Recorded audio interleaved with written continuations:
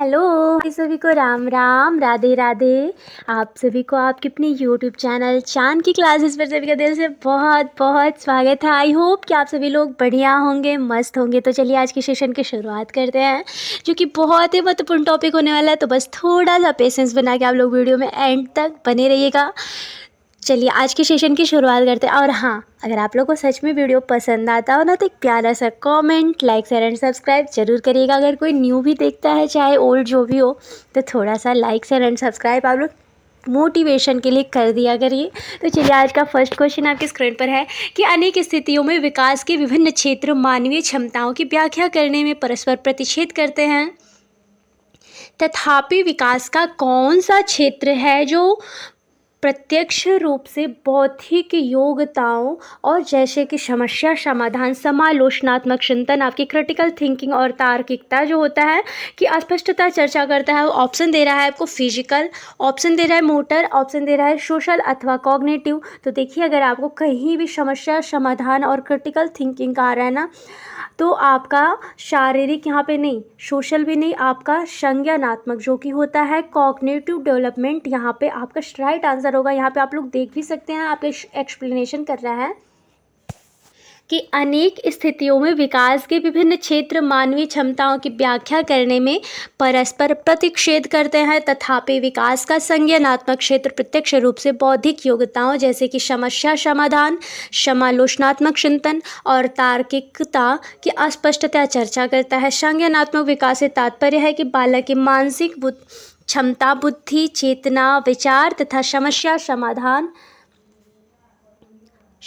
समाधान के विकास से होता है, जो शैशवावस्था से ही आरंभ हो जाता है। यह एक सतत विकासात्मक प्रक्रिया है। यहाँ तक कॉन्सेप्ट क्लियर हुआ। नेक्स्ट क्वेश्चन पर हम लोग चलते हैं। नेक्स्ट क्वेश्चन आपसे पूछ रहा है कि विकास से डॉट डॉट डॉट की ओर बढ़ता है। बोल रहा है डेवलपमेंट प्रोसेस फ्रॉम टू, बोल रहा है सिर से पैर की ओर, बोल रहा है कॉम्प्लेक्स टू सिंपल, जटिल से सरल की ओर, फिर आपसे बाह्य से केंद्र की ओर, विशिष्ट से समान की ओर। तो देखिए आपका राइट आंसर हो जाएगा इसमें ना, बोल रहा है ना कि जो आपका डेवलप होता है, आपके विकास की गति जो होती है आपके सिर से पैर, हेड टू टो से चलता है। आपका राइट ऑप्शन हो जाएगा फर्स्ट। आपका यहाँ पे आप लोग देख सकते हैं जो कि विकास सिर से पैर की ओर बढ़ता है। विकास का यह सिद्धांत होता है मस्तिष्काधोमुखी सेफलोकॉर्डल सिद्धांत कहलाता है। इस सिद्धांत के अनुसार बच्चा पहले सिर, फिर पैर और हाथ, बच्चा जो होता है आपका पहले सिर, फिर हाथ, फिर पैर पर नियंत्रण हासिल करता है। अर्थात पहले 2 महीनों में सिर और चेहरे का गतिविधि पर नियंत्रण से बाल्यावस्था का विकास होता है। अगले कुछ महीनों में वे अपनी बाहों का उपयोग करके स्वयं को ऊपर उठाने में सक्षम होने लगते हैं और फिर पैर की अंगुली पर नियंत्रण हासिल करने लगते हैं और एक दिन में 3 दिन प्रतिदिन रेंगने, चलने, कूदने व चढ़ने में सक्षम हो जाते हैं। बच्चे जो होते हैं दिन प्रतिदिन क्या होता है, रेंगना, चलना, कूदना, चढ़ने में सक्षम हो जाते हैं। नेक्स्ट क्वेश्चन आपके स्क्रीन पर है, during early childhood is the primary agent of socialisation and dot dot dot is the secondary agent of socialisation. बोल रहा है आरंभिक बाल्यावस्था के दौरान सामाजिकरण का प्राथमिक कारक है और सामाजिकरण का द्वितीय कारक है। तो देखिए आपका प्रथम में, देखिए पहले ऑप्शन देख लेते हैं।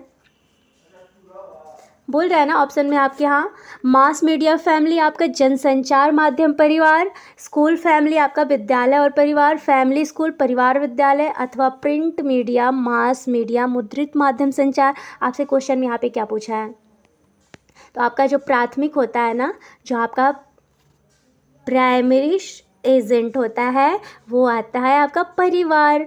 यहाँ पे आपका परिवार हो जाएगा, यहाँ पे आपका परिवार, और यहाँ पर आपके विद्यालय हो जाएगा, आपका विद्यालय हो जाएगा। ठीक है, यहाँ पर आपका क्या हो जाएगा, विद्यालय। जो आपका सेकेंडरी एजेंट होता है ना, वो आपका विद्यालय होता है। चलिए नेक्स्ट क्वेश्चन आपकी स्क्रीन पर है। यहाँ पे आप लोग व्याख्या भी देख सकते हैं कि आरंभिक बाल्यावस्था के दौरान परिवार सामाजिकरण का प्राथमिक कारक है। क्यों? क्योंकि बाल्यावस्था के आरंभिक 5 5 वर्षों में परिवार ही बालक की सीखने की प्रक्रिया में अहम भूमिका निर्वहन करता है, जिसमें माता पिता बालक के आरंभिक शिक्षक होते हैं, जो कि प्राथमिक तौर पर आचरण, सभ्यता, संस्कृति, भाषा तथा नैतिक गुणों का ज्ञान देते हैं। बाल्यावस्था के विकास के क्रम में विद्यालय सामाजिकरण का द्वितीय कार्य तथा विद्यालय बालक के पूर्व ज्ञान से जोड़ने में सहायक होता है, भूमिका का निर्वहन करता है, जिससे बालक ज्ञान के सक्रिय अधिगमकर्ता बन पाते हैं। आपका नेक्स्ट क्वेश्चन आपकी स्क्रीन पर है। जीन पियाजे के सिद्धांत के अनुसार अगर एक स्कीमा संतुष्ट परिणाम नहीं देता है तो उत्पन्न होता है, क्या उत्पन्न होता है? यहाँ पे ऑप्शन दे रहा है ना आपका, इमिटेशन अनुकरण, डिस्क्वलिब्रेशन असंतुलन, कंजर्वेशन संरक्षण, और जोन ऑफ प्रॉक्सिमल डेवलपमेंट। तो देखिए ये जो ऑप्शन में आ रहा है ना, जीन पियाजे का ये सिद्धांत ही नहीं है, तो ये तो ऐसे ही कट गया, ये तो वाइगोत्स्की का है। कंजर्वेशन ये नहीं हो सकता है, क्योंकि बोल रहा है ना कि जीन पियाजे के सिद्धांत के अनुसार अगर एक स्कीमा संतुष्ट परिणाम नहीं देता है तो क्या उत्पन्न होता है? संरक्षण उत्पन्न होता है? नहीं, संरक्षण नहीं। अनुकरण, ये सीख नहीं रहा है ना, क्या बोल रहा है कि अगर आपका स्कीमा संतुष्ट नहीं हो रहा है तो आपका असंतुलन हो जाएगा, डिस्क्वलिब्रेशन हो जाएगा। यहाँ पर आपका राइट ऑप्शन हो जाएगा बी। चलिए यहाँ पे आप लोग एक्सप्लेनेशन देख सकते हैं कि जीन पियाजे के सिद्धांत के अनुसार अगर एक स्कीमा संतुष्ट परिणाम नहीं दे रहा है तो असंतुलन उत्पन्न होता है। असंतुलन की स्थिति में बालक के अंतःप्राज्ञ चिंतन पर प्रभाव पड़ता है, जिससे बालक के मन में कार्य के प्रति असंतोष की स्थिति उत्पन्न होती है। जीन पियाजे ने अपने सिद्धांत में 4 प्रमुख अवस्थाओं का वर्णन किया है, जिसमें आपका फर्स्ट होता है यहाँ पे सेंसरी मोटर स्टेज 0 से 2 वर्ष, पुरुष संक्रियात्मक अवस्था 2 से 7 वर्ष, मूर्त संक्रियात्मक अवस्था 7 से 11 वर्ष। ये गलत दिया है, जो औपचारिक है 7 से 11 नहीं, ये होता है 7 से 11 वर्ष। यहाँ जो होता है ना 11 के बाद होता है, जो आपका फॉर्मल ऑपरेशनल होता है ना, ये बुक में थोड़ा सा गलती दिया है, यहाँ पे आपका 11 के बाद होता है, जो होता है आपका अमूर्त, या उसे औपचारिक भी बोला जाता है। अगर इंग्लिश में याद करेंगे तो ये इंग्लिश का वर्ड नहीं बदलता है। फॉर्मल कॉन्क्रीट जो होता है वो कभी नहीं बदलता है। चलिए फॉर्मल ऑपरेशनल होता है, फॉर्मल ऑपरेशनल स्टेज। चलिए यहाँ आप लोग देख सकते हैं कि जीन पियाजे के सिद्धांत में संरक्षण की भूमिका जो होती है आपके मूर्त संक्रियात्मक अवस्था, मूर्त संक्रियात्मक आपका कब होता है? 7 से 11 जो हो जाता है वहाँ पे आपका मूर्त संक्रियात्मक अवस्था हो जाएगा, जो आपके संरक्षण का अवस्था आ जाता है। चलिए नेक्स्ट क्वेश्चन आपके स्क्रीन पर है। According to Jean Piaget's theory, cognitive development at which stage do children begin to understand object permanence? Object permanence आप लोग बता सकते हैं। देखिए पूछ रहा है कि जीन पियाजे के संज्ञानात्मक विकास के सिद्धांत के अनुसार बच्चे किस अवस्था में होते हैं जो आपका वस्तु अस्थायित्व का समझना आरंभ कर देते हैं। तो वस्तु अस्थायित्व जो होता है ना आपका ऑप्शन में, यहाँ पे आप लोग पहले देख लीजिए। देखिए आपका 4 ऑप्शन दिया है, sensory motor stage, pre operational, concrete operational और फॉर्मल ऑपरेशनल। तो जो होता है ना सेंसरी मोटर जो होता है ना, इसी को क्या बोला जाता है आपको? संवेदी, इसे सेंसिटिव पीरियड भी बोला जाता है। जो होता है ना ये आपका सेंसिटिव पीरियड भी माना जाता है। और ये जो होता है ना वस्तु अस्थायित्व का गुण होता है ना, ये 0 से 2 वर्ष के जब बच्चे रहते हैं तभी आ जाता है। वस्तु अस्थायित्व कैसे पता चलेगा कि वस्तु अस्थायित्व का गुण? तो जब अगर आप कोई भी बच्चा है, छोटा सा बच्चा है आपके घर पे, आप एक खिलौना उसे दीजिए, फिर उसे कुछ देर के लिए दीजिए, फिर उसे हटा दीजिए, तो बच्चा क्या है, बच्चा उसे चिल्लाएगा, रोएगा, खोजेगा। क्यों? क्योंकि उसके अंदर अब उसके माइंड में, उसके स्कीमा में जो है वो ऐड हो गया है। स्कीमा आपके स्कीमा का सिद्धांत आपका कौन दिया है? तो आपके जीन पियाजे ने दिया है। चलिए यहाँ तक क्लियर हुआ। यहाँ पर आप लोग देख सकते हैं कि जीन पियाजे के संज्ञानात्मक विकास के सिद्धांत के अनुसार बच्चे जो होते हैं संवेदी गामक अवस्था आपके सेंसरी मोटर स्टेज में वस्तु अस्थायित्व को समझने का आरंभ कर देते हैं। अर्थात बच्चों में यह समझ विकसित होने लगती है कि वस्तुओं का अस्तित्व तब भी रहता है जब उन्हें देखा और छुआ नहीं जा सकता है। जीन पियाजे ने अपने संज्ञानात्मक विकास के सिद्धांत में 4 प्रमुख अवस्थाओं का वर्णन किया है जो निम्नवत है। यहाँ पर आप लोग देख सकते हैं वही आपकी अवस्था जो है, अवस्था की उपलब्धि क्या क्या हो रही है। यहाँ पे आपकी जो सेंसरी मोटर स्टेज है 0 से 2 वर्ष का अवस्था है, इसमें बच्चे को वस्तु अस्थायित्व का गुण आ जा रहा है, लक्ष्योन्मुख बच्चे हो जाते हैं और व्यवहार का इसमें उद्भव भी होने लगता है। फिर आपका जो होता है 2 से 7 वर्ष आपका प्री ऑपरेशनल इसमें बच्चा क्या होता है, आत्म केंद्रिकता आ जाता है, काल्पनिक कल्पना, मतलब बच्चे बहुत ज़्यादा इसमें कल्पना में खोए रहते हैं, खेल वाला यही है उम्र। और जो प्रत्यक्ष बोध का विकास होने लगता है इसमें। और फिर आप लोग यहाँ पे देख सकते हैं जो सेकेंड थर्ड है आपका मूर्त संक्रियात्मक अवस्था जो होता है, कॉन्क्रीट ऑपरेशनल, इसमें बच्चा हो जाता है 7 से 11 वर्ष। यहाँ पे आप लोग का सही दे दिया है, वहाँ पे दिया था फॉर्मल स्टेज में आपका, वहाँ से ये तो बस 7 ही वर्ष दिया था, यहाँ पे 7 ये सही दिया है। तो जो आपका ये है ना, ये क्या होता है, परीक्षण का और क्रमबद्धता और आपके वर्गीकरण और संरक्षण, इन तीनों का और मूर्त तार्किक चिंतन का भी इसमें बोध होने लगता है। जो बच्चा होता है इतना मतलब उसके अंदर कैपेबिलिटी आ जाती है। फिर आप लोग यहाँ पर देख सकते हैं जब बच्चा फॉर्मल जो अमूर्त चिंतन होता है, तो ये अमूर्त तार्किक चिंतन कब होता है, जब आपके में आप 11 के बाद की अवस्था जो होती है, फॉर्मल ऑपरेशनल जो एब्स्ट्रैक्ट थिंकिंग आ जाता है बच्चों में, तो आपका 11 के बाद जो वर्ष होता है, इसी को स्टेनले हॉल ने क्या कहा है कि सबसे मतलब किशोरावस्था सबसे खतरनाक अवस्था, और ये जो अवस्था होता है ना, बहुत डेंजर अवस्था भी माना गया है। जो 11 के बाद जो आता है वो बहुत खतरनाक अवस्था भी होता है। इसलिए चलिए अब नेक्स्ट क्वेश्चन आपकी स्क्रीन पर दे रहा है कि रमन के सन्मुख एक हिंज की दुविधा प्रस्तुत की गई। उसने प्रतिक्रिया व्यक्त की कि हिंज को पैसा नहीं चुराना चाहिए क्योंकि चोरी करना अपराध है और ये करने से समाज में अव्यवस्था पैदा होगी। वर्तमान में रमन जो है नैतिक विकास के किस अवस्था में है, बोल रहा है आज्ञाकारिता और दंड अभिविन्यास।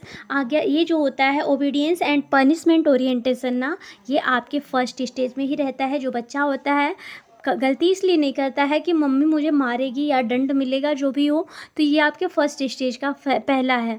तो यहाँ पे आप लोग फर्स्ट सोपान है, यहाँ पे आप लोग देख सकते हैं यांत्रिक उद्देश्य अभिविन्यास। तो ये जो होता है इंस्ट्रूमेंटल पर्पज ओरिएंटेशन, ये आपके थर्ड लेवल में आता है। थर्ड लेवल के फोर्थ व जो आपका सेकेंड लेवल होता है, सेकेंड सोपान जो होता है वो होता है। लेकिन जो good boy good girl orientation होता है ये आपके सेकेंड लेवल में आ जाता है। यह आपके किस में आता है, सेकेंड लेवल का फर्स्ट सोपान है कि बच्चा इसलिए काम करता है, इसलिए पढ़ता है ताकि उसको पुरस्कार मिले, तो मम्मी बड़ाई करेगी, पापा मेरी बड़ाई करेंगे, तो इसलिए जो बच्चा होता है यहाँ पे अच्छा दिखने के लिए। तो यहाँ पे good boy good girl orientation second level. Law and order orientation, कानून एवं व्यवस्था अभिविन्यास, ये आपके सेकेंड लेवल का सेकेंड सोपान है। जो बच्चा है यहाँ पे बोल रहा है कि हिंज ने पैसा चुराया, ये अपराध है, ऐसा करने से समाज में अव्यवस्था पैदा होगी। मतलब वर्तमान में रमन जो है आपके लॉ एंड ऑर्डर ओरिएंटेशन, कानून एवं व्यवस्था अभिविन्यास में है। तो ये आपका राइट ऑप्शन डी हो जाएगा। यहाँ पे आप लोग देख सकते हैं ऑप्शन में भी कि रमन के सन्मुख हिंज की दुविधा प्रस्तुत की गई। उसने प्रतिक्रिया व्यक्त की कि हिंज को पैसा नहीं चुराना चाहिए क्योंकि चोरी करना अपराध है और ऐसा करने से समाज में अव्यवस्था पैदा होगी। वर्तमान में रमन जो है नैतिक विकास, कानून, अव्यवस्था अभिविन्यास में या कोहल वर्ग के नैतिक विकास के सिद्धांत में लौकिक स्तर की अवस्था 4 के अंतर्गत आता है। कोहल वर्ग ने अपने विचार के आधार पर हिंज की संदेहास्पद विकिंग कर्तव्य विमूढ़ता को बनाया है। कोहल वर्ग के नैतिक विकास के सिद्धांत के 3 स्तर तथा 6 सोपान निम्नवत है। यहाँ पे आप लोग को देखने को भी मिलेगा जो आपका होता है पूर्व लौकिक स्तर 4 से 10 वर्ष तक का ये बच्चा होता है। ये अवस्था होता है सजा या आज्ञा पालन, फर्स्ट सोपान जो है इसका सजा या आज्ञा पालन अभिविन्यास। इस अवस्था में बालक नियम तोड़ने से बचता है। वह सोचता है कि यदि गलती करूँगा या कार्य में गलती किया तो दंड पाऊंगा, अतः यह उचित होगा कि मैं नियम विरुद्ध कार्य ना करूं। अब बच्चा यही सोचेगा। सेकंड में बोल रहा है कारण सापेक्ष अभिविन्यास, आपके फर्स्ट लेवल का सेकंड सोपान जो है वो होता है कारण सापेक्ष अभिविन्यास। इस अवस्था में बालक का व्यवहार स्वलाभ से होता है। इसमें ये होता है कि अतः वह सोचता है कि मुझे यह काम अच्छे से करना है, शायद मुझे पुरस्कार मिलेगा। यहाँ पे ये भी बोलता है बच्चा, मतलब तुम मेरा काम करो तो मैं तुम्हारा करूँगा। यहाँ पे मतलब बच्चा जो होता है स्वलाभ के लिए कार्य करता है। ये आपका एज जो होता है आपका यहाँ पर आप लोग देख सकते हैं ये एज आपका 4 से 10 वर्ष के ही आयु में होता है। फिर आपके लौकिक स्तर आप देखिए जो होता है आपका 10 से 13 वर्ष, इस अवस्था में बच्चा जो होता है यहाँ पे फर्स्ट जो सेकेंड लेवल का फर्स्ट सोपान है, यहाँ पे अच्छा लड़का, good boy, good girl orientation होता है। इस अवस्था में बालक यह सोचता है कि नकल कर लूँगा तो पास हो जाऊँगा तो मम्मी पापा खुश हो जाएंगे। तो फिर आपका फोर्थ जो आता है सोपान, यहाँ पे सेकेंड लेवल का सेकेंड ये है सोपान जो होता है कानून एवं व्यवस्था अभिविन्यास। और इसी अवस्था में अभी आप लोगों ने जो क्वेश्चन किया है उसमें रमन है, तो रमन बोलता है, यही बोलता है कि इस अवस्था में बालक यह सोचता है कि चोरी करना गलत है क्योंकि यह समाज के नियमों के विरुद्ध है। फिर आपका पश्चिम लौकिक आप आ जाएंगे उत्तर पारंपरिक अवस्था में। इस अवस्था में सामाजिक संविदा अभिविन्यास, इस अवस्था में बालक यह सोचता है कि मैं चोरी कर लूँगा यदि तत्कालीन परिस्थिति की आवश्यकता हो जिसका मूल आधार सामाजिक भलाई होता है।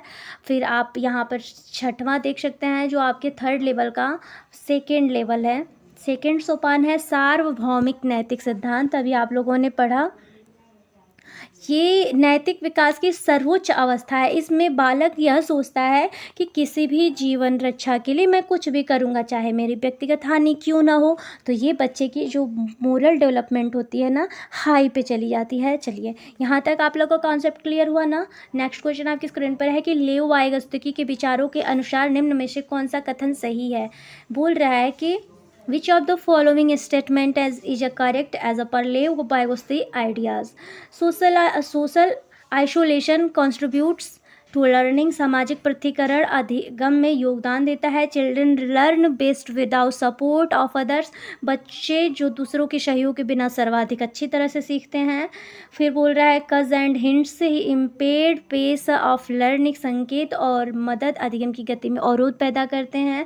फिर बोल रहा है सांस्कृतिक उपकरण अधिगम की प्रक्रिया में योगदान देते हैं। एक बात बताइए, कोई भी बच्चा है अगर बच्चे को समाज से पृथक्करण करेंगे तो क्या अधिगम में योगदान देगा, सीखने में योगदान देगा? तो ये ऑप्शन आपका गलत है। बच्चे दूसरों के सहयोग के बिना सर्वाधिक अच्छी तरह से सीखते हैं, ये बात गलत है। इन्होंने जो आप जोन ऑफ प्रॉक्सिमल डेवलपमेंट पढ़ेंगे उसमें पार्ट की एक इन्होंने वर्णन किया है जो सहायता के लिए। तो बच्चों को समूह में सीखने का कार्य जो कि बच्चे अच्छी तरह से सीखेंगे, तो ये आपका गलत दिया है। चिल्ड्रन जो होता है learn best without support of others, तो ये बात गलत दिया है।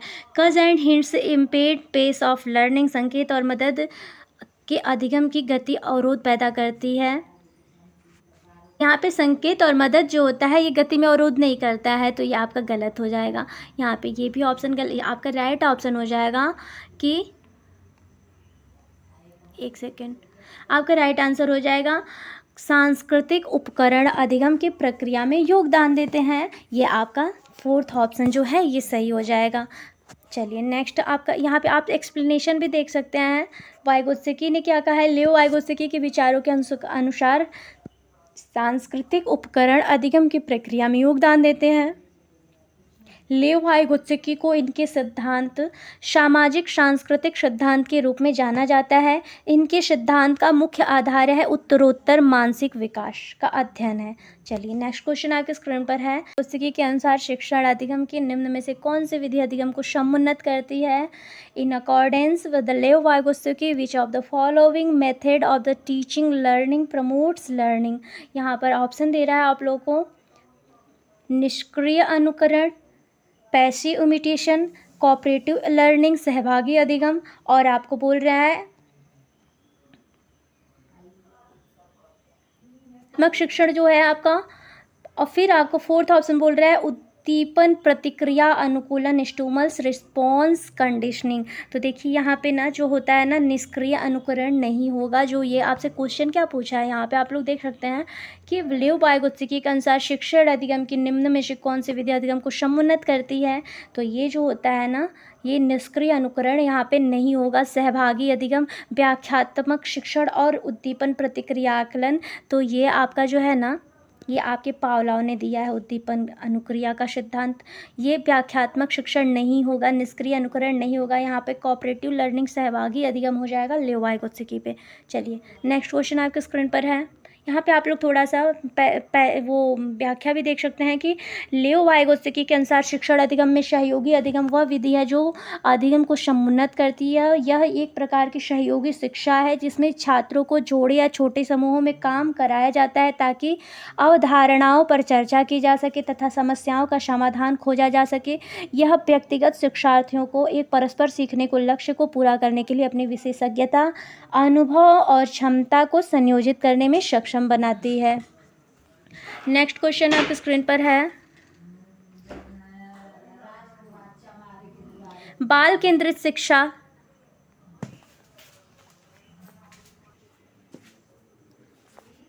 बाल केंद्रित शिक्षा किसकी अनुशंसा करती है? बोल रहा है कि मानकीकृत पाठ्यचर्या के पुरस्कार और दंड का इस्तेमाल, वैयक्तिक भिन्नताओं पर ध्यान देना अथवा योग्यताओं के सत्तावादी मत का विकास करना। तो एक बात बताइए आप लोग, मानकीकृत पाठ्यचर्या जो होता है हमेशा निगेटिव वर्ड होता है, ये तो ऑप्शन गलत है। जो होता है पुरस्कार और दंड का इस्तेमाल, ये भी आप बच्चों को नहीं दे सकते हैं। ये आपके चाइल्ड सेंटर जो आपका समावेशी शिक्षा है ये कभी नहीं करती है कि बच्चे को पुरस्कार और दंड का इस्तेमाल करिए टीचिंग मेथड में। फिर आप बोल सकते हैं यहाँ पे वैयक्तिक भिन्नताओं पर ध्यान देना, ये आपका सही आंसर है। योग्यता के सत्तावादी मत का विकास करना, ये गलत है। तो आपका राइट ऑप्शन सी हो जाएगा। चलिए नेक्स्ट क्वेश्चन पे चलते हैं। यहाँ पर आप लोग देख सकते हैं पैसेज थोड़ा सा जो व्याख्या दे रहा है कि बाल केंद्रित शिक्षा पद्धति में शिक्षा का केंद्र बिंदु बालक शिक्षार्थी होता है। बालक की रुचियों, प्रवृत्तियों तथा योग्यताओं आदि को ध्यान में रखकर ही शिक्षण प्रदान किया जाता है। प्रत्येक बालक का अलग अलग से व्यक्तिगत ध्यान दिया जाता है, अर्थात पिछड़े बालकों के लिए अलग पाठ्यक्रम तथा मंद बुद्धि बालकों के लिए व्यक्तिगत निरीक्षण करके दैनिक समस्याओं को दूर करने का प्रयास किया जाता है। अतः बाल केंद्रित शिक्षा व्यक्तिगत भिन्नताओं पर ध्यान देने की अनुशंसा करती है और इसमें बालकों की समस्याओं को दूर करने के लिए निदानात्मक उपचारात्मक शिक्षण किया जाता है। तो चलिए आज का सेशन यहीं पर समाप्त करते हैं और सभी को मिलते हैं नेक्स्ट वीडियो में। तब तक के लिए सभी को मेरा राम राम, राधे राधे। अगर आप सब लोगों को वीडियो पसंद आए तो प्लीज़ एक प्यारा सा comment, like, share and subscribe ज़रूर करिएगा। आई होप कि आप सभी को इस वीडियो में हेल्प मिले, और हाँ अगर सच में थोड़ा सा भी हेल्पफुल वीडियो लगे तो एक प्यारा सा comment, like, share and subscribe जरूर करिएगा। मिलते हैं सभी को नेक्स्ट वीडियो में। तब तक के लिए सभी को मेरा राम राम, राधे राधे।